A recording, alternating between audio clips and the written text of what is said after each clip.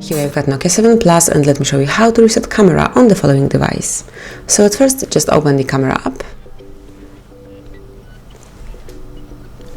Okay, so let's set up this camera at first. And then click on More icon, which is this one in the left upper corner.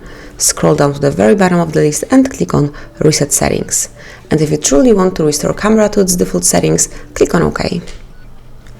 And as you can see, now you have to set it up from the beginning. So that is all. This is how you can easily reset camera settings. So if you experience any issues with your camera, just do it and then set it up as a new one. Thank you for watching. Please subscribe our channel and leave the thumbs up.